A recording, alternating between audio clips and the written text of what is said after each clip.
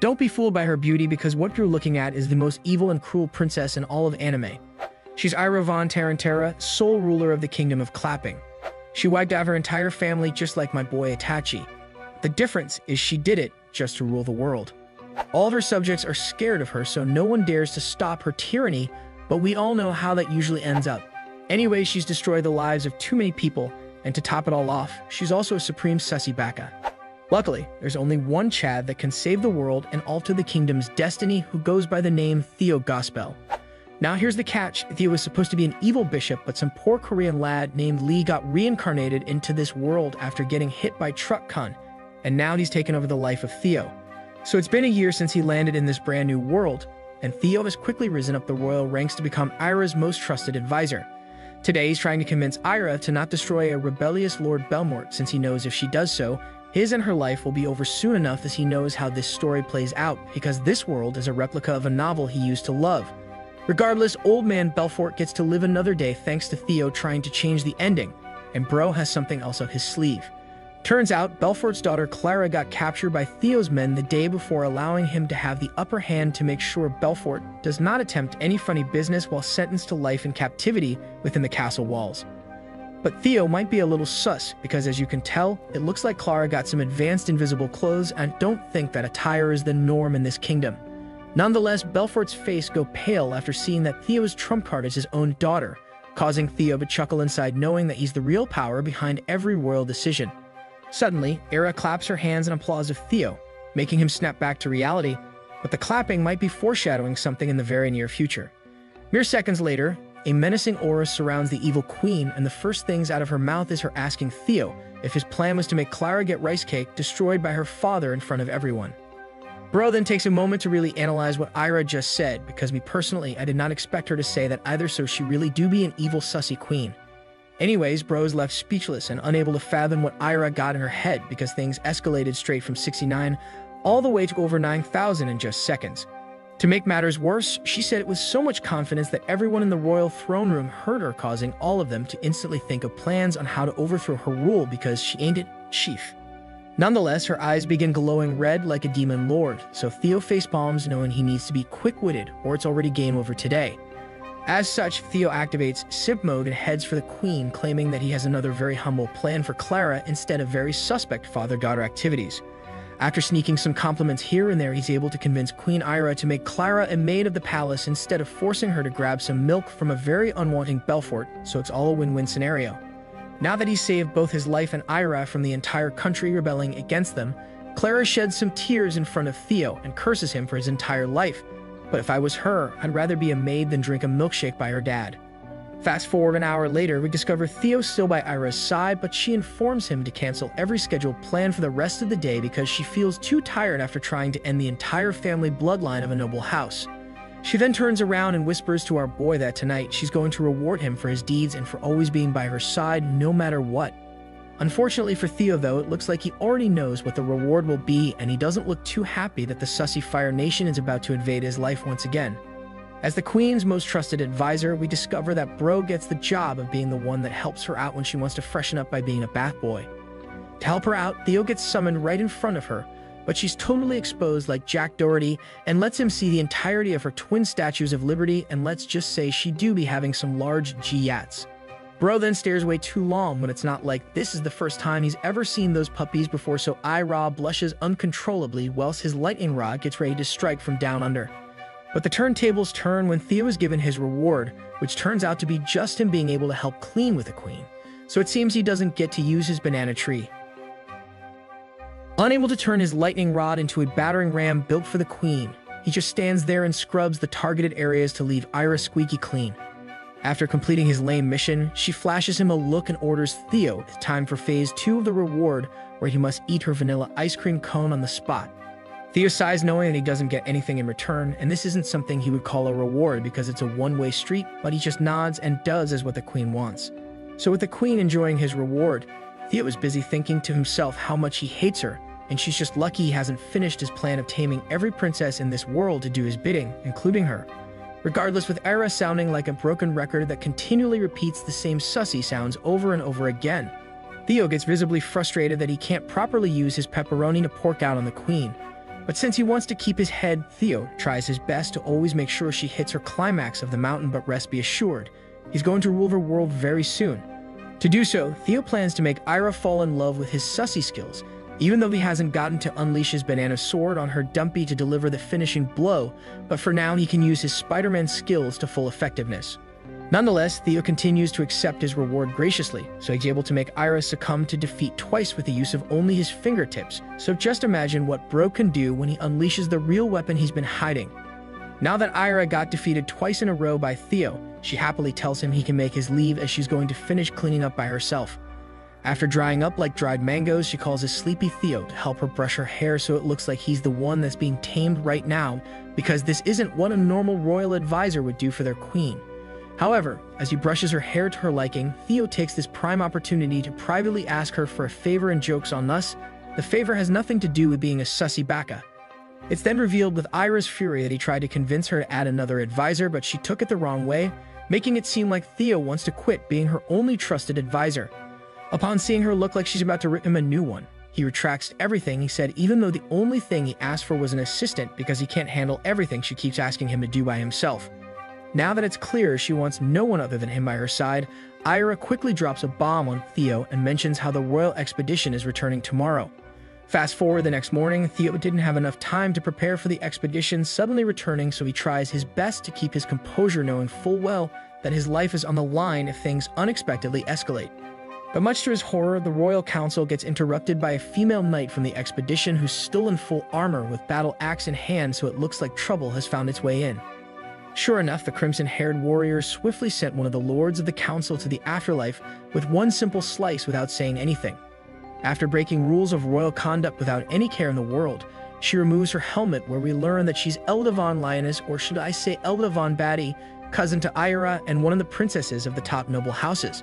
Eventually, Theo steps in and begrudgingly asks Elba to sheath her weapon, but big props to our boy, since I wouldn't want to speak up to someone that just came out of nowhere and clapped a council member without anyone stopping her. Unfortunately for Theo though, Elda feels insulted that someone just tried to tell her what to do, so she whips out her giant battle axe again and aims right at him. But right before she's able to make Theo reincarnate to another world, Ira steps in and orders her to stop what she's doing, but Elba just plays it off like it was just a prank, bro. Fast forward to the evening, we find Theo looking like he's hating life because he's stuck at a banquet dedicated to Elga, and he happens to be the only dude there. Usually you'd be super happy if you found yourself stuck in a room full of girls and you're the only guy there. But it turns out all the girls here do not prefer boys, so he's stuck in an unlucky situation. To make his evening more worse, Elga ganks him out of nowhere and singles him out the entire time, so he's stuck doing what Elga wishes unless he wants to feel the wrath of the crimson blonde princess. After being forced to drink the entire night by Elga, the two make it to the courtyard, where she continues to pester him and make fun of him for not being able to hold it in. However, the turntables turn when Elba changes the conversation and asks if the rumors of him having a special relationship with the queen are true. Theo then pulls out an Oscar-worthy performance by making it look like he can't believe Elga would ask such a thing, so he vehemently denies it in front of Elga and turns around on her. Bro then makes a good point to her that if he were to have a special relationship with Ira, then there's no way she would still be on the throne. After being reassured that he's not been secretly sticking a banana tree deep inside Ira's castle walls, the sussy turntables turn when Elga whispers to him that it's just the two of them right now. She then tries to remind him of their good old times, hinting to the fact that these two have had a special bond before, so she orders him to go along with her request, making him look scared in the process. With Theo again speechless, he says nothing, but Elba keeps yapping and ends up telling him to close his eyes as she's about to reward him for apparently advising her dear cousin Ira very well. Turns out, the only reason Theo looks scared is because he used to be a slave part of the lioness family, so he's afraid that this surprise might actually be torture, so he braces for impact. But much to his surprise, the only torture he's going to feel is his lightsaber wanting to burst out of his pants, since Elda ganks him with a kiss, which isn't something that usually happens in the novel. Mere seconds later, Theo pulls off a big brain move and activates his sussy jutsu by returning the favor, so he directly attacks her twin pyramids of Giza while swapping personal liquids like no tomorrow.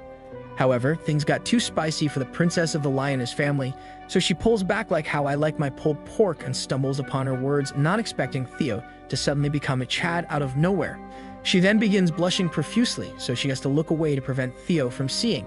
But then she orders him to never do something unexpected ever again unless he likes pineapple on his pizza like a true cultured person. To save her from embarrassment, she quickly changes the mood by whipping out a piece of an emblem and asks Theo if he knows anything about it since she got it from one of the savages she destroyed with one fell swoop.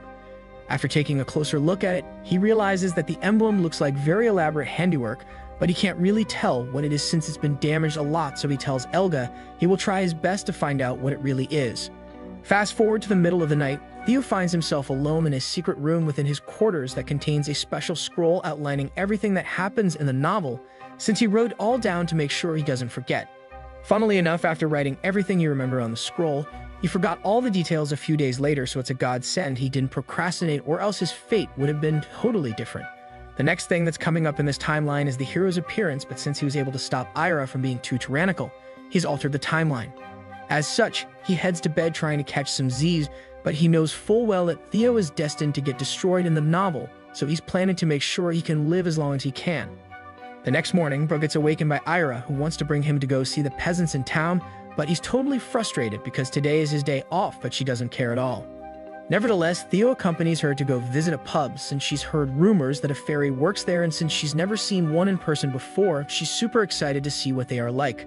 Soon enough, a waitress approaches them to grab their order, but instead of grabbing some food, Ira pulls out a gold coin from her sleeve to entice her to bring out the so-called fairy.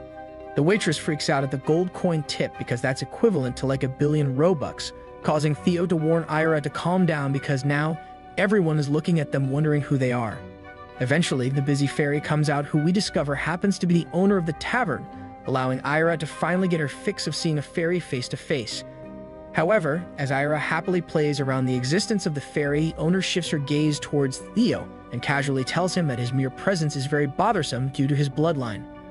Unsure of what she truly meant, Bro just shrugs it off, and next thing he knows, a couple hours has passed by and now he's got to take care of the queen once again since she drank too much at the tavern. After Ira gets placed to rest on his bed, she pulls him close and orders him not to leave her, spilling the beans that she just wants to sleep together tonight. Mere seconds later, after Theo blinks once, he realizes that the queen was able to effortlessly remove every part of her armor without his help, where she then proceeded to motion to him to come close. Upon getting close, she orders him to remove everything ASAP. With no other choice, he follows the orders of his queen, but much to his surprise, she invokes Article 69, allowing her to quickly grab his banana lightsaber. Now, to make it clear, at this point Ira has never really dealt with someone's lightning rod, so her curiosity gets the better of her, causing her to just eat up the entire Italian sausage. The swallowing sound is now music to Theo's ears, so he almost cries, unable to believe that it actually happened, that Ira actually returned the favor, so he never thought he would still be alive when that day came. Unsure of what to do next, Theo makes the foolish mistake of telling Ira to stop what she's doing, but this causes her to take it personally, like Mamba mentality, because no one ever orders her what to do. It's over now for Theo since the queen abruptly stops returning the favor. Instead, she stares directly into his soul and proceeds to skill gap him by grabbing his lightsaber with both hands and informs him that she will only let go if he answers her questions truthfully. First, she asked about his past life and how he ended up part of the lioness family as a slave, because she doesn't really know him that well, even though he knows everything about her. Now, literally stuck in a sticky situation, he tells her a sob story that he was taken in by the church since he was an orphan when he was a child, hence the last name Gospel, but he ended up getting sold to the lioness family later on. After telling her his entire life story before she was able to buy him out, Ira lets go of his prince Behemoth and successfully baits him, but Brogue is worried when she spreads her wings right in front of him. In an instant, Theo's chili hot dog surpasses levels he never thought was possible after seeing the royal flaps on the bird, so Ira tells him she's going to give him a reward for telling the truth. So the reward is the dumbest thing I've ever heard, where Ira makes a circle with her fingertips as a replacement for her real papayas, and she even orders him to do it as fast as possible. Basically, instead of an air guitar, Bro has to deal with an air flappy bird, and there's nothing he can do about it as it's orders from his own queen. To make matters worse, Ira is enjoying the entire ordeal without him actually getting to smash her real rice cakes, so I do feel really bad for our boy. Now stuck destroying Ira's fingers in the shape of a circle, he does it for about a minute before he began pleading with her to let him stop, as this is way too low even for someone as down bad as Theo. Unfortunately for him, he should have known not to expose his true weakness to Ira, so she refuses to let him stop since she's more of a menace than Caitlyn Jenner. Shigen tells him that if he attempts to stop before exploding his volcano, then she's going to punish him ruthlessly. So if this isn't punishment enough, then I don't know what else she got under her sleeve. However, after hearing that she doesn't want him to stop his Sussy advance with a fake papaya,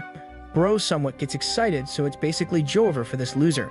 A few seconds later, we find Theo squinting with one eye, so you already know his Mount St. Helens exploded liquefied snow all over the evil queen, and he even starts thinking to himself that the experience was actually pretty good.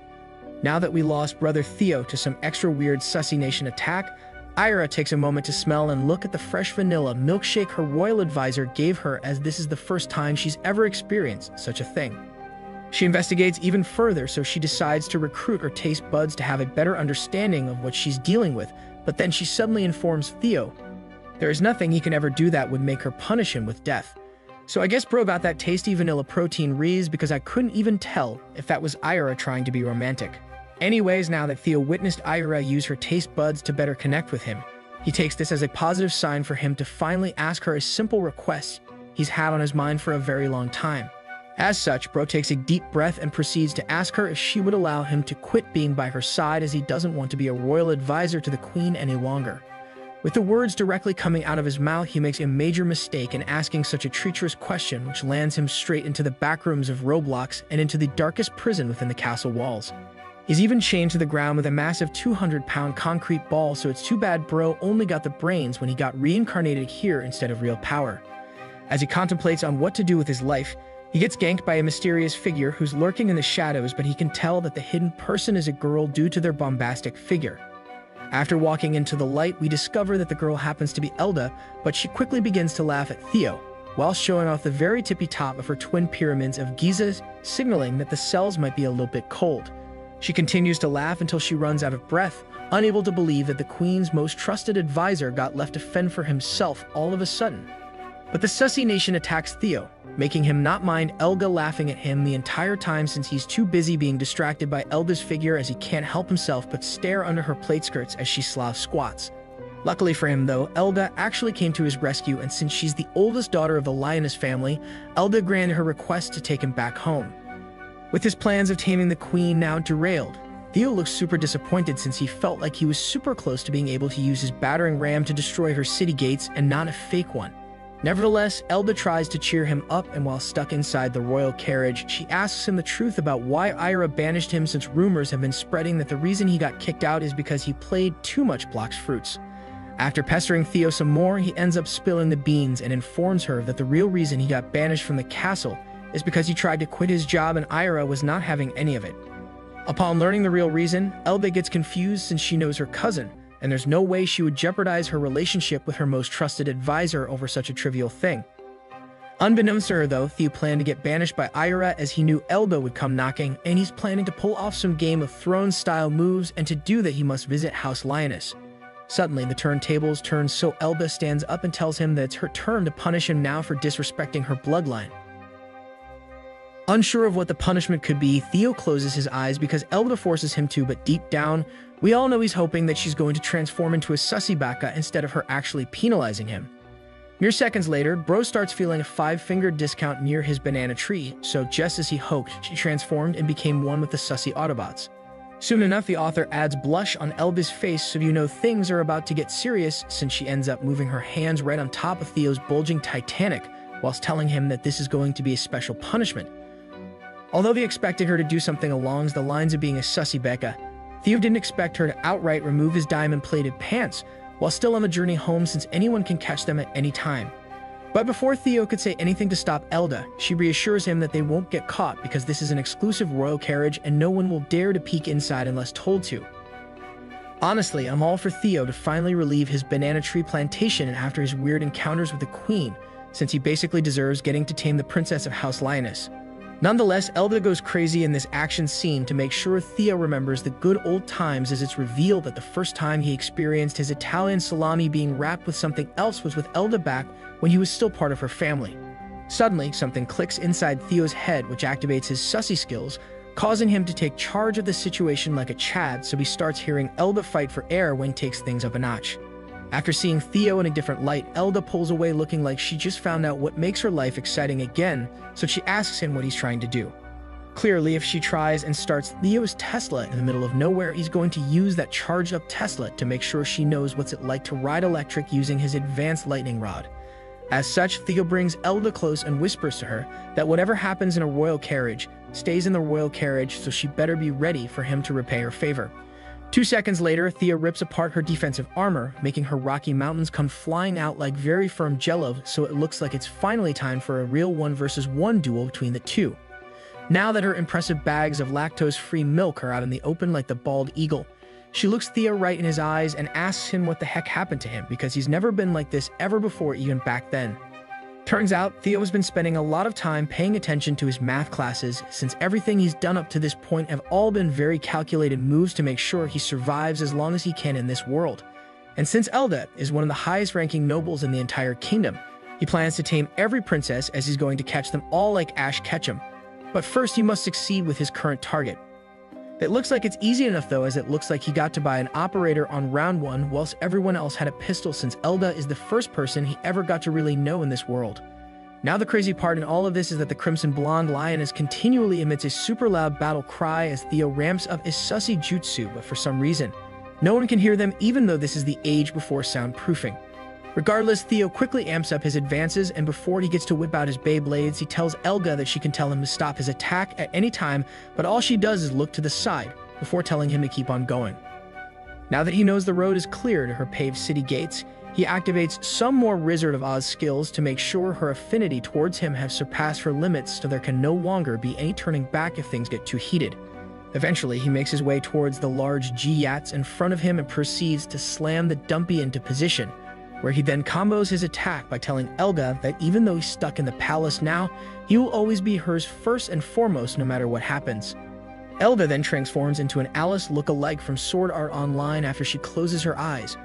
unable to handle the intense force coming from Theo's taste buds, so she looks like she's about to pass out even though his banana tree has not yet joined the battle.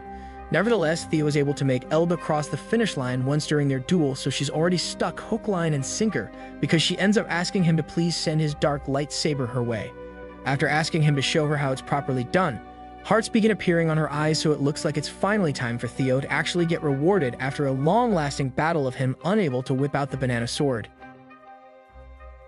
With an unamused look, he tells her that it seems like she's ready and fully prepared for his spicy sausage, so Thea readies to unclog the blockage with the biggest spirit bomb she will ever experience.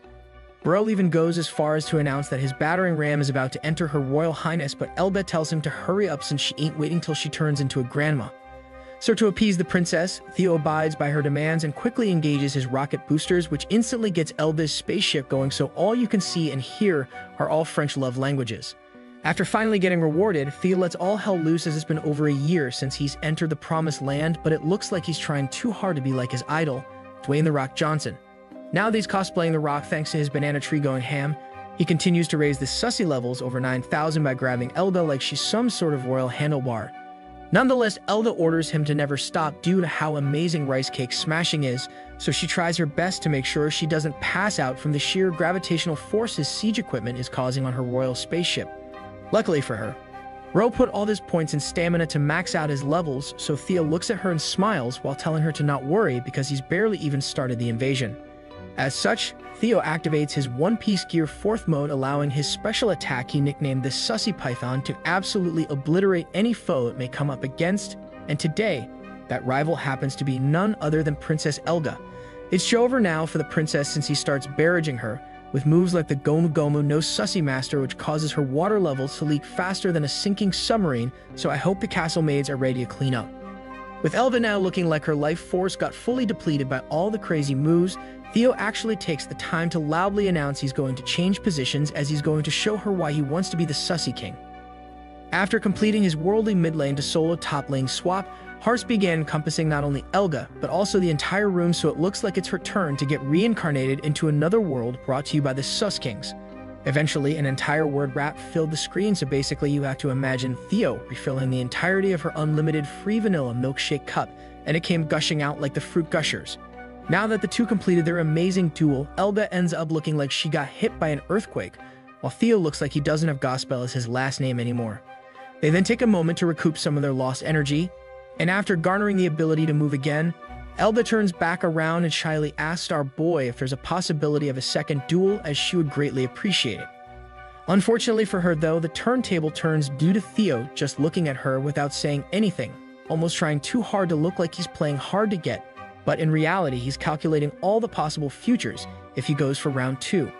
After 2 minutes of awkward silence and after some air farts, Blood snaps back to reality and flashes a smirk. So now I am convinced this dude is somehow going to have some kind of demon blood within him, as he's looking like a true menace.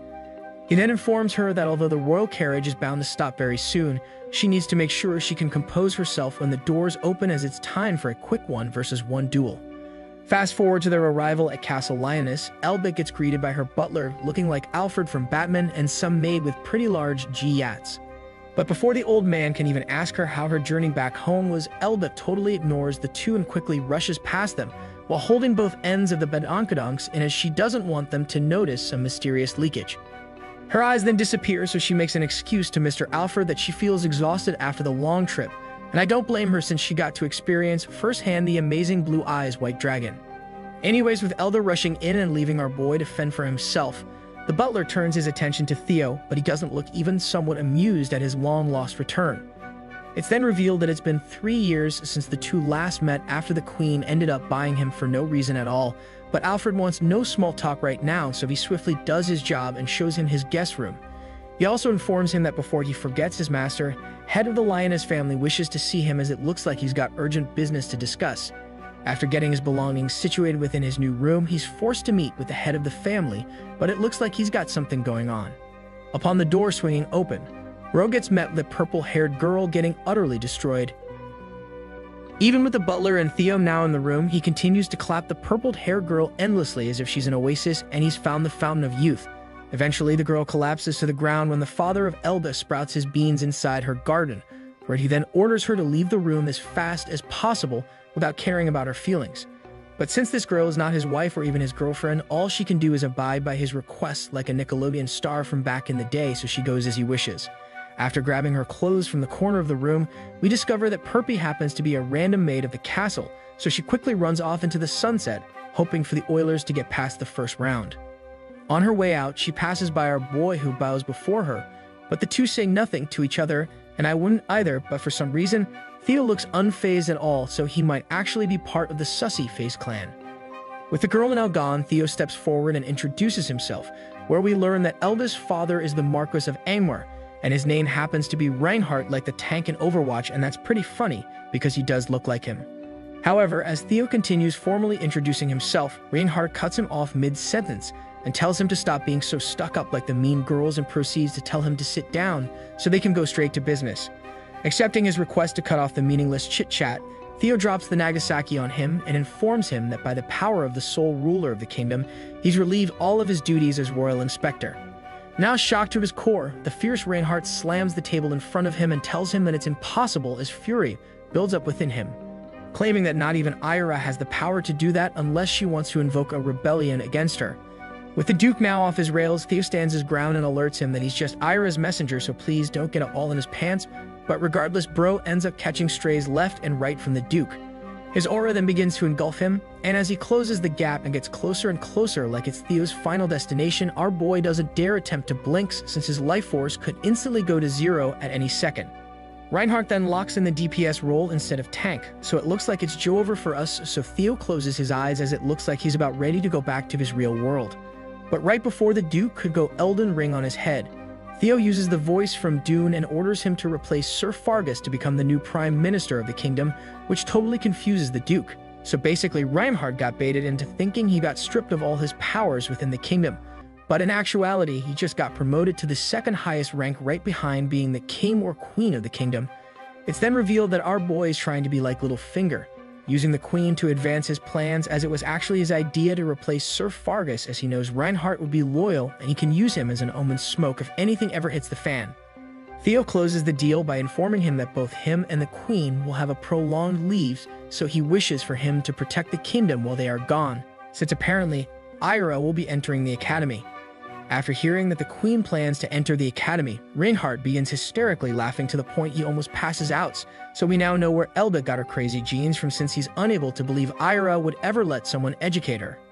Nonetheless, Theo insists that the queen will actually attend the academy whether he chooses to believe it or not, and he even goes as far as to place his being heart on the line so if she doesn't show up, then Reinhardt can take his life whenever he chooses. Still not convinced Ira would actually do such a thing. Reinhardt accepts the offer anyways, but he gets a little bit suspicious of our boy, thinking that surely Theo might be up to something. With Theo successfully getting the Duke to sign on, Bro heads out the room where it's revealed within the book that when Ira got clapped by the peasants, it was the Duke who took over the kingdom, so he's just fast-tracking things. A flashback then occurs to when it was just him and Ira alone at the royal throne room, where the queen was busy contemplating on who to replace Sir Fargus with, so Theo told her to pick Duke Reinhardt as he has a large army and very battle-hardened like Tom Cruise. Back to the present, Theo looks unsatisfied with how things turned out even though everything went according to his plans, worried what the future may hold since Ira still lives under his watch. As he continues trotting along busy in his thoughts, he gets ganked by Ira, but it seems like her personalities have grown even more even though it's been half a day. Just kidding, it's actually Elda looking like she's about to join a twerking contest right in front of our boy Theo, so the Sussy Nation looks like it's about to invade very soon. After noticing Elda's very peculiar pose, Theo's blood rushes down to his dragon longsword, so he flashes a smile and asks the princess of this house if they can go talk in a quieter place. Elda instantly blushes, looking like she underwent the Asian flush, knowing full well that a quieter place is code word for Netflix and chill in fantasy medieval times, unable to believe the gall of Theo. Fast forward 2 seconds later, Elda finds herself stuck in her armory room with Theo, so the first thing she does is to flash the twin pyramids of Giza right at our boy. However, the Sussy turntables turn when Elda orders Theo to apologize for the way he looked at her earlier, even though we all know it was her fault from the beginning. Unfortunately for her, Theo ain't no pushover, so he just stands there menacingly, causing Elda to pump fake him with a fake slash, acting like she was about to pull a Mexican cartel move on him, with no one being able to hear them. Upon learning that no one can hear them, Theo finally opens his mouth and repeats the same words that Elda said, asking her if it's true no one else can actually hear them outside. 1 second later, our boy makes his move and Gap closes the distance with smooth, silky moves like Prime Spider-Man, easily taking quite a hold of Elda before she was even able to blink. Theo then went for the very non-sussy yet romantic CPR, where the only thing Elda could mutter is his name, Theo, whilst looking like she never expected anything like this to happen. With the open mouth to open mouth combat now taking place, their duel takes a level up when the princess finds herself on the ground urgently wanting Theo to cross boundaries between their kingdoms. Eventually, she's able to muster some words and says the same thing that my ex used to always say, claiming she doesn't know what the heck Theo is doing even though her actions say differently. As such, all of the armor and the princess had came flying off into the far distance of the armory, where Theo then proceeded to look like he's about to become the first gentleman of Elga's life as he readies to eat his favorite meal. Personally, I love Raising Cane's, but this man's is a real man, as he went straight for the Slurpee juice from 7-Eleven, causing Elba to find what it feels like to enter her spiritual mode, ready to burst her ultimate move as soon as possible. For the next half hour, the only thing you can hear is Theo's name being repeatedly said out loud, so there might be a glitch in the Matrix, until Elda finally asked Theo if he hasn't told anyone of their mischievous actions. Of course, Theo would never want this secret to be unveiled, or else he knows his head will come off faster than he could think. So he flips over Elda and informs her that their secret is totally safe with him. Suddenly, just when Elda thought they couldn't escalate the difficulty anymore, Bro activates his Gomu Gomu no Mi technique, sending Elda's soul straight to the unknown. With Theo's third gear now activated without even using his patented blue eyes white dragon attack, Elda begins shooting unlimited heart eyes towards our boy, so it looks like she's about to cross the finish line. And so Elda finally finishes the race at the Sussy Olympics, causing a massive water leak to occur while leaving Elda outright crumbling from the intense force of the earthquakes she's currently experiencing. With the job clearly well done, our boy wipes away the mythical gravity fruit taste from his face, while probably thinking to himself that this was all in a day's work. So no problem, Princess Elda. She then realizes what happened to his face, so Elga attempts to apologize profusely for the accidental waterfall move, as she didn't even know that was a hidden ability she just awakened, but Theo tells her to not worry as it's simply normal with him. With such tremendous mukbang riz emanating from Theo, Elda quickly tries to pay back all the rewards she's experienced from our boy, so she tries to start up a quest that ends with Theo's banana tree being discovered once again. And just like that, the bottom pieces of Theo's armor instantly vanish down to the ankles of the Queen's advisor, almost as if a ghost was there to remove all the buttons to assist a princess of the realm with ease. With the quest completing, allowing Elda to witness the dragon longsword of Theo again, the two embark on another quest, but this time it requires the swordsmanship of Theo to utterly destroy the protected crevice of Elda. And so the rest was basically history when Elda began beaming her eyes towards Theo again. So it's a good thing this armory is soundproof, or else it might have sounded like an opera. However, just when the two were in the middle of intense rice cake smashing, the butler arrived outside. Upon hearing the triple knock outside the armory door, the two instantly freeze, but Elda can feel Theo's diamond sword pulsate on its own as if it was a sentient being that's currently being squeezed by gigantic stretchy walls surrounding it. Unfortunately, just when they thought the coast was clear, Theo pulls a King Arthur type of beat by unmounting the sword stuck within Elda's rock, causing her to accidentally make a sound alerting the butler to double-check if he heard something. Shortly after the butler turned back around to check on the armory, his steps echoed throughout the entire palace, whilst yelling out loud to Elga, asking if the lady is behind the door. With the footsteps getting closer by the second, both quiver at the thought of getting caught since they hate playing Roblox backrooms, so Theo silences any future accidental sounds from Elda by using his special full-hand jutsu. Nevertheless, the butler makes his way back right outside the armory door, where he loudly whispers if there's anyone in there whilst refusing to move a single inch, as if he's got the power to petrify anyone at will. After 1 minute has passed, the butler hears nothing, not even the wind, so he continues to stand there and stare at the wall, looking like he's got a suspicious feeling that he's felt heat waves come from behind the door. Eventually, the butler whips out a bunch of keys while saying out loud that he thinks it's strange no one is answering back, even though he thought he for sure heard some kind of sound from within the door. I mean, to be fair, the armory is supposedly soundproof, so if he heard something, this butler probably got some kind of super hearing, so he ends up finding the correct key to unlock the armory with ease. Upon squinting the door wide open, the butler's suspicions were proven to be correct, as he gets shocked to see Miss Elda just standing there staring at him. Luckily, the butler finds both of them with their full suits of armor back on, so he starts berating the two for not answering back when they were both in there the entire time. Nonetheless, Elda makes up the perfect excuse by claiming that they might not have heard him since they were busy trying out the brand new suits of armor she bought earlier this month, and that they were pretty far from the door.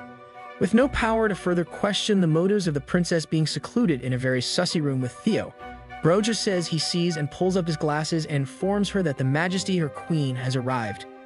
With the sussy turntables now turning again, Elba is visibly taken aback since this was a surprise visit from Ira, but Theo looks like he somewhat expected the timing of Ira, so he says nothing and plays along. The two are then quick to enter the massive dining hall to join the feast made specifically for the arrival of a nobleman, where it's revealed that even Reinhardt was surprised at Ira personally visiting their household. Apparently a big feast isn't something fit for the queen of the realm, but somehow the evil Queen Ira doesn't mind not being appropriately welcomed, but she's quick to smile and tells everyone not to worry since she's enjoying dinner very much. Fast forward some more cringe small talk, and anxious Reinhardt eagerly asks Ira why she has decided to arrive unannounced, since this is something she's never done before. After picking up a glass of happy times, Ira continues on with her clearly peaceful acting and straight up tells Reinhardt that she's here to personally congratulate him for basically becoming the next prime minister of the kingdom. However, Ira doesn't stop there and ends up dropping the bomb on the family of Reinhardt by informing them that she plans on making Richard, the youngest in their family, her future successor of the throne. Totally confused as to what just unraveled, a shocked Reinhardt gets up and asks the queen why she thinks his son is the ideal successor to her throne. At the same time, our boy Theo somewhat seems amused, even though this was his all along, but he didn't expect Ira to act so quickly, even if this meant the Lyons family will always have her back no matter what. Suddenly, as Theo is stuck trying to big brain some more chess moves 69 steps in advance like Magnus, he gets ganked by a towering Elda ordering him to explain everything, since he didn't spill the beans to her, except he spilt the milk instead. Luckily, he gets saved right in time before he could experience the wrath of Elga, all thanks to Ira, who quickly pulls him privately away, where the two begin talking about their plans. As Theo continues to go over his master plan with Ira, he's super ecstatic knowing that he could get her into the academy faster at this rate, so his life and Ira's will finally be spared. At the same time, Ira looks very happy as well, knowing full well that if anything happened to her, then the Lioness family will be at fault. However, as Theo bids farewell to the queen, we learn that Ira actually has a sister we haven't met yet, and it seems like Theo wants to loosen up his relationship with her, but I don't know if he meant it literally. Nevertheless, with Theo saying goodnight to the sussy queen, Ira attempts to do some anime style, hinting that she wants our boy's company for the night. Unfortunately for her though, she doesn't know most guys never get the hint until years later when it's too late, and such is the case with Theo, so she ends up being a Stacy and straight up tells him that she wants him to stay the night. As such, the queen flashes some somewhat mid-bakeries at Theo and orders him to go with her to protect her during the night like a simping white knight with a fedora, to which Bro reluctantly agrees to. Fast forward half an hour later, Theo finds himself literally watching over Ira, but to his surprise, she actually fell asleep and the Fire Nation never attacked other than him being bombarded by the snoring nation coming from the Sleeping Beauty. However, with Theo's duty technically fulfilled, Bro decides to get up and dip to play some Valor in his own quarters, but then his face disappears when he notices Ira's attire to be partially invisible. As such, he stops in his tracks as he accidentally ganks himself with a surprise gift down below his armor. So now it seems like the Sussy Nation is about to invade Theo's brain after it helped a rebellion rise up seconds before. To make matters worse, his dragon fruit fully levels up to max level when Ira flipped over to his side, causing a crazy buildup of energy to max out his Sussy powers as he can fully see Ira's pyramids poke out. Suddenly, Ira wakes up and catches our boy in 4K, busy absolutely staring her down like he found herself alone in the ghetto, with no rules stopping him from ruling in the hood. Luckily for Theo, though, this silence allows for Ira to not think straight since she just basically woke up from a killer nap, not realizing that this scenario is always from very sussy anime style of culture. Somehow, though, the evil queen ends up on her knees, and upon looking up, she finally notices the knight trying to break free from Theo's diamond pants, so the first thing she asks if it's her fault his dragon has risen up from the ashes. Unsure of what to say, our boy randomly gains a lisp and mumbles like he's prime Mike Tyson, making up the excuse that a surprise night attack happens often to the male nation, so he's pretty big brain after all. With Theo speaking facts, he finds himself in an even more awkward situation since it looks like he might have accidentally transformed the evil queen into a super curious queen, as she ends up reaching to tame his dragon named Gigantomachia. Mere seconds later, Ira unwraps the gift from Theo with no hesitation at all, where she even flashes a very happy smile after seeing an anime-style cheesy hot dog ready to pop and charge for the second time ever. Regardless, with the sussy turntables turning, Theo's brain gets jammed as he never expected to check this off in his 2024 bingo card, where Her Highness is actually stooping down to his level to help out the dragon in front of her. After noticing that Theo looks absolutely shocked at what's happening, Ira orders our bro to stop trying to get out of this situation, since this is apparently his very deserved reward for helping convince the lioness family to join their cause. With Ira now attacking the base of his Mount Dragon using watermouth breathing technique, Theo winces as he tries his best to make sure his dragon doesn't attack back, but Bro keeps trying to get out of this very perfect situation. Sure enough, Theo shuts up when Ira begins using her own domain expansion faster and stronger into Theo's dragon sword, thanking JJK simultaneously for her powers, but we all know things are getting real when the background starts showing Asian letters with speed being drawn in. Suddenly, Ira stops midway through her invasion when she realizes she needs to level up to proceed destroying the Skyrim dragon, claiming that it somehow even got bigger than when they first started the duel, with the queen stopping for a second to get some air for more destruction. Thea pulls out the most dumb move ever, telling Ira that she can finally stop since he's been rewarded well enough for completing their quest. Luckily for our boy, though, the queen slaps him silly and asks what the heck he's talking about since she hasn't even started it, giving him the proper reward for helping her rule the kingdom with an iron fist. Of course, Theo again tries to stop her from mounting the legendary white dragon, so Ira finally has enough and shushes him since this girl needs Theo to stop talking to help her do her job properly. She then informs him that if he doesn't behave properly, she's going to expose him to the kingdom. But not wanting to get outed for doing extremely sussy among us things with the royal family, Ro finally stops yapping and allows Ira to proceed, but she notices that she's feeling extremely different than normal, as she finds the bakery leaking below. Now unsure of what to do and a bit embarrassed that her water fountain is already leaking, Ira ends up doing an Olympic dismount as great as Sunny Lee, scoring a bunch of 10s and diverts attention by attacking Theo's ready-to-go crazy bread from Little Caesars. Regardless, Theo keeps getting rewarded for another couple minutes until Ira slows down conquering his hill because she began getting in her own head, thinking that the atmosphere is pretty awkward, so she needs to level up her game.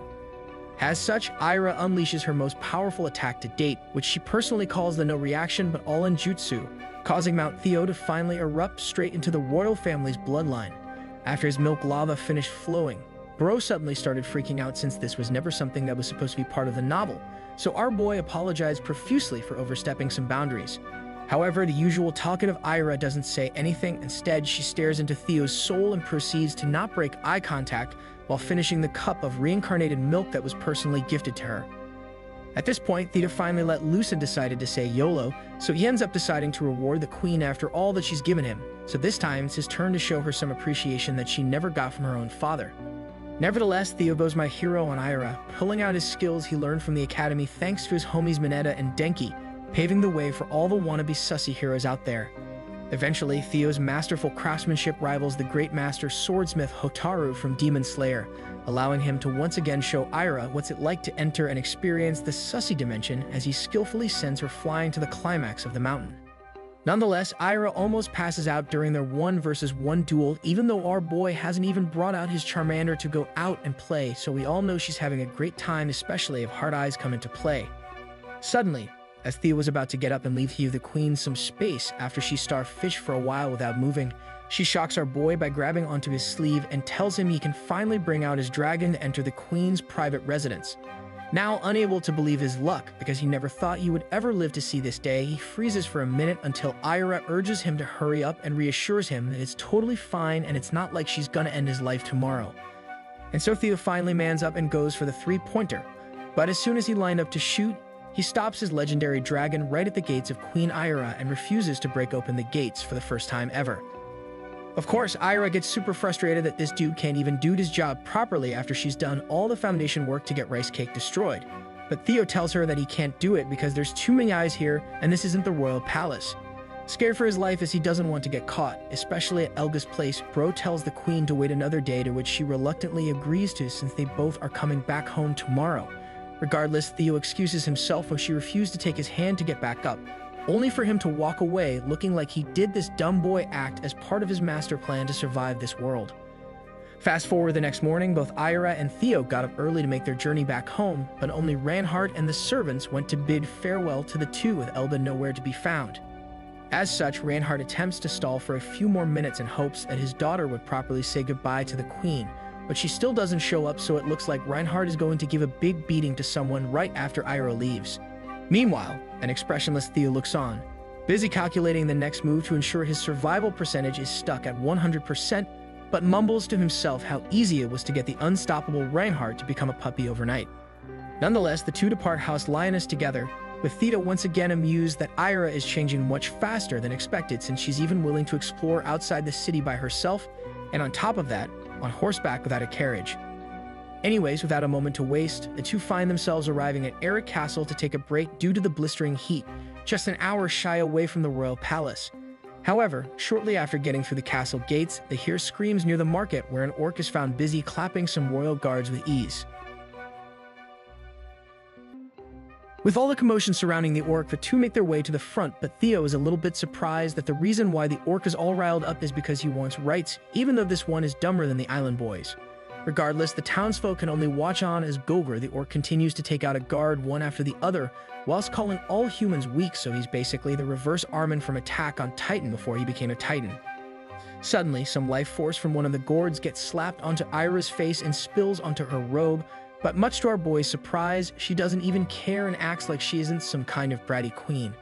As such, Theo turns on Mega Simp mode to get revenge for spilling some blood on the queen, so he removes his cloak that was covering his face and proceeds to confront Gogor. Unfortunately for Theo, this simp forgot that he is literally a third of Gogor's size, so upon the orc closing the gap between them, Bro probably realized he should have used his brain first before getting in the way of the monster. However, since Gogor's IQ is lower than room temperature, his anger subsides when Theo falls on his knees and yells at him that he can make his wishes come true. But as he yaps on and on about all the things he can make happen for him, Gogor ends up getting bored while scrolling Instagram, so he takes it upon himself to relieve his boredness by attacking Theo for not explaining how he's going to make his wishes come true. With Gogor on the offensive, the crowd behind them can be heard audibly gasping louder than Riley Reid, causing some of the townsfolk to yell for a wizard to come save our boy since it looks like he's about to turn into a can of Campbell's soup. Suddenly, Gogor flies into the sky like my hopes and dreams slipping away, with the blue aura masking his entire body, causing him to be unable to move as he's stuck frozen in midair. With the townsfolk prayers answered and with Theo getting to live another day, the crowd erupts in cheers louder than a Taylor Swift concert, but Aira makes her way beside our boy with her hood still covering her true identity to make sure Theo is okay. Nevertheless, it's revealed that Ira is actually the Empire's third most powerful wizard, and her identity accidentally gets revealed when she starts arguing with Theo on whether or not she should release Gogor after he went on a rampage against the royal guards. Eventually, Gogor is set free when the queen reluctantly lets him go after Theo makes the point that orcs like him never ever attacks human in this world unless someone else ordered them to attack due to their low intelligence levels. As such, Theo walks up to Gogor only to find him in fetal position looking absolutely terrified due to him never witnessing the powers of a wizard before, but Bro just tells him that it's okay since he believes it's worth saving Gogor. After an hour of 1-versus-1 duels with Gogor in the non-Sussy but more verbal way, the two figure out that the reason Gogor actually acted out is because he hasn't been paid as a castle builder for almost 2 years, causing Ira to be absolutely furious. Suddenly, the now pacified Gogor looks mortified while pointing behind both Theo and Ira, blurting out that Theo has the exact same smell as some random citizen behind them. Unsure of what Gogor is talking about, the two look behind them only for them to see the entire townsfolk up in arms, busy chasing some random girl in a white Sussy outfit. With fire and pitchforks ready to go, the crowd of people continue to run after her, yelling out for everyone to catch the girl running away since she's apparently supposed to be some kind of witch. As the girl runs and floats through the air like she's running away from the orange man trying to be the president of the United States, it's revealed that she has a devil's tail in the shape of a heart. Sure enough, Theo instantly takes action by acting like he accidentally tripped her upon seeing that the girl is basically wearing invisible pants that everyone can see, so it looks like the Sussy Nation has arrived once again. Upon further investigation, Theo discovers that the girl is actually an imp, but before he can do anything else, the crowd catches up and yells at him to please get away from her since she could be very dangerous. However, Theo tries to stop the townspeople from capturing her, but they refuse and claims that for years this imp has pretended to be a nun and manipulated everyone around her into believing her, so she needs to pay for her crimes. Upon hearing all the charges against her, the fiery imp claps back and yells at them that there's nothing wrong in being an imp since it's 2024 and you can even be an Autobots transformer if you would like. However, the townspeople don't care and grab her, but upon Theo seeing some legendary glazed buns on the imp, he tries his best to intervene again. Regardless, we learn that the imp's name is Marmor, and upon learning what the people are about to do to her, Ira suddenly gets happy since this is her first time seeing an imp in person, and even better, her first time seeing one get burnt like fried chicken. But as she joyfully tells Theo that this week has been amazing due to all the firsts she's experiencing, like the first time getting rice cake destroyed, Bro gets serious since he knows that's going to happen to her too if he doesn't succeed in his master plan. As such, Bro decides to hand the entire crowd 12 gold pieces in exchange for Marmor, which is exactly equivalent to 12 mythical fruits on blocks fruits, causing all of them to gawk in awe of the treasure pile. The homies then quickly start running away with the 12 gold pieces while shouting at Ira and Theo they can't take their word back, unable to believe they would actually hand over this much for a random person they have never even met before. Nonetheless, the transaction is complete, allowing Marmor to be finally free of the sticky situation she was stuck in, but it looks like something else will get super sticky soon as a dark aura begins to surround her, while she complains it's not funny to buy someone's freedom. Meanwhile, Ira looks super tired due to all the yapping today, so she places her hood back on and tells Theo it's time to head back home since she still has to do a rank 5 stack later with her friends.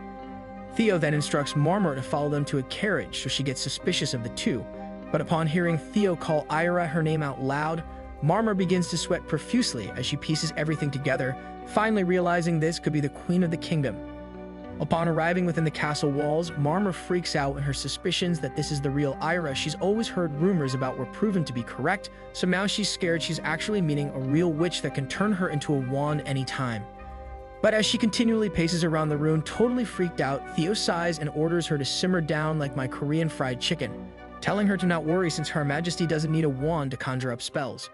She then calms down for like 2 seconds, but then occurred to her, if she's not here to be turned into a wand, then the rumors must be true that the rich people inside the castle walls use people like her to be a training dummy for rice cake destroying. Luckily for her though, as she thinks of all the ways all the golf holes will get a hole in one, she gets snapped back to reality when Theo asks if she was the one that paid off the orc to cause the scene from earlier. Bro then closes the gap between them, causing Marmor to turn more red than my teammates when they throw a round 4 versus 1, thinking that the rumors are about to be fulfilled, so she braces for the Sussy impact, not knowing how things are done. However, to her surprise, Bro whips out a labor laws book and asks her if she could help with it since it seems like she knows a lot of things about rights and laws within this kingdom. Upon figuring out that Theo isn't trying to use his Taurus to make sure she's not a Virgo anymore, Her tail rises up and informs our boy that of course she can help since she's quite knowledgeable in this field. But then her smile is quickly wiped off her face when she starts smelling something familiar. So she begins sniffing closer like a dog, only to discover that it's Theo that smells exactly like her. It's then revealed that Marmor got very close to confirm that it is indeed Theo smelling like her species. So now we find out that Theo actually has demon blood within him, but Marmor refuses to say anything, trying to make sure she isn't actually messing up. Eventually, she starts poking in the air and pulls up her status window, so she asks if he can do the same since she tells him he's half demon, causing Theo to have a shocking revelation that could change his entire destiny. With the turntables now turning thanks to Marmor confirming some suspicions he had from long ago, he realizes if he finds a way to unlock the same status window that all the other half-demons have, then he can literally alter the entire story. As such, Bro turns to Marmor and asks for help in unlocking his powers since he doesn't know how to do it, and luckily for him, Marmor is eager to help another half-demon and informs him that it's a form of magic. She then explains that it's actually pretty simple to do, and all he has to do is copy exactly what she's doing, then he can unlock it in literally under 30 seconds. After kneeling down and copying exactly what Marmor is doing, Bro starts reciting some words from the Bible, which totally makes sense by the way, causing a magic circle to open up underneath them. Marmor then orders him to slowly open his eyes, and upon doing so, Theo is able to see a blue status window telling him it's sealed due to cyanide. Now that Theo has unlocked his status window, Bro starts having flashbacks of all the crazy things he could do with his newfound powers if he cultivates it, but first things first, he needs to find a special powder called Megatonide to buff his abilities to the next level. Luckily for him though, he knew exactly where to go and who to find to grab the mysterious ingredient, since Theo still remembers the entirety of the novel this world was based on, proving to all of us that being a nerd pays off sometimes. Regardless, after finding his way through the hood of the capital, Theo is 100% sure he's arrived at the correct area, and after telling the mysterious redhead the special passcode, the door magically opens with no one behind it. Instead, Bro finds himself greeted by the mysterious redhead who turns out to be harnessing some large puppies from this fantasy world already sitting down across the room, telling our boy to take a seat since not a lot of people are aware of their after-hours program. However, right before he could sit down, the seat vanishes into thin air and somehow it gets replaced by a cup of tea, so Theo refuses to drink it as he realizes this redhead is actually the assassin they call the Deathstalker. Nevertheless, Theo takes off his hood to reveal his identity to make it square between the two, where he then instantly gets down to business as those who show up in front of the Deathstalker either turn dead or are there to make sure someone disappears from the world. However, our boy is a bit different type of customer today, so he asks to save someone instead of destroying them as he's searching for the antidote for Megatonide. Upon hearing that this sussy-looking boy isn't there to place a hit on someone, the Deathstalker gets up with a disappointed face and begins to explain to Theo that she does not do anything in relation to saving any life, and more importantly, reveals the fact that Megatonide wasn't created to be a poison. Nevertheless, our boy already knew that the Deathstalker would be a tough character to deal with, but he has something up his sleeve, so his face disappears again before offering the opportunity for the Deathstalker to rebuild her fallen house. Instantly, the Deathstalker's face goes pale when Theo continues on, where we discover that her real name is actually Lady Kalila Skoll, who happens to be the eldest daughter of a former baron. Initially, when Theo revealed his identity, Kalila didn't even budge even though she knew who Theo was, but now that the turntables have turned this time, Theo is the one who knows who she is, although she claims that there is no way someone would have figured out her past. So now that the jig is up with her true identity, she uses her innocent puppies as a defensive barrier while showcasing some tree trunks like Chun-Li to get some heat off her. But our boy just wants the Megatonide antidote from Lady Kalila and nothing else. And just like that, the redhead takes the deal and goes to the back of her shop to prepare for the creation of a Megatonide antidote, where she informs Theo that although it's quite simple to create, it still takes a bit of time to produce. Fast forward a half hour later, Kalila places the potion right in front of Theo and claims that it's done. So Bro actually drinks it without thinking twice, even though her face looked very sussy at the moment. Unfortunately, just when he thought there was no way Kalila would be dumb enough to put something in the potion, Bro begins feeling like the whole world is about to drop him into the pits of hell, and the last thing he sees is Kalila's dump truck before he passes out. Soon after, our boy wakes up from a crazy dream and finds himself on a nice white bed, and to his right was Kalila waiting for him to wake up, causing Theo to ask what the heck she did to him as he shouldn't have exhibited any side effects. As such, Kalila explains that she did actually give him the correct formula, but she did some tinkering to it in case he wasn't going to drink it on the spot, and if he didn't, then it would have meant he didn't trust her, which would have landed him a ticket straight to the underground.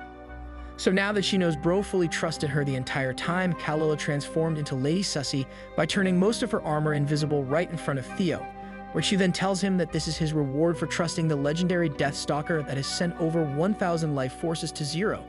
Now, you know how the saying goes, you never stick your attack helicopter inside crazy, but it looks like our boy is about to regret that decision as he finds his banana tree plantation fully up while Lady Sussy slowly invades his personal space.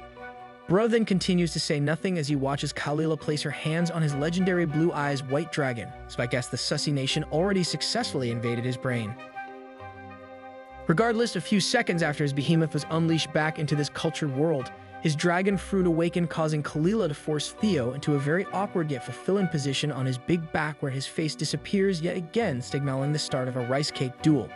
Next thing he knows, our boy finds himself drinking very sweet juice, so he was pleasantly surprised at the taste, and he doesn't mind repeating his Slurpee drinking actions for half an hour to make sure their duel is properly prepared. Eventually, the two formidable forces wrap up their preparations for their 1-versus-1 Sussy duel, leaving Kalila feeling more sensitive than usual, causing her to order Theo to attack using his Blue Eyes White Dragon. Nonetheless, whenever Theo hears a noble lady ask for him to go on an offensive, he always accepts their call and readies his dream horse for action, and today is no different than the others. So he vows to Kalila that he will not hold back any longer. One blink later, everything became invisible on both the warriors, where we find our boy already closing the gap between the Deathstalker, ready to send her to the Sussy dimension with one simple trick. But first, he tells her to chill since there's no need to be in such a rush. Bro then stops his horse midway through the race to Kalila's final lap, where he instead opts for a detour where he teaches the Sussy lady a lesson by making sure her water fountain is leaking at max capacity by going for her double D batteries. Slowly but surely, Theo began draining the batteries of Skull, causing loud noises to populate the room and the area surrounding the hood, where Kalila ends up realizing that the rumors of why the queen keeps him around must be true.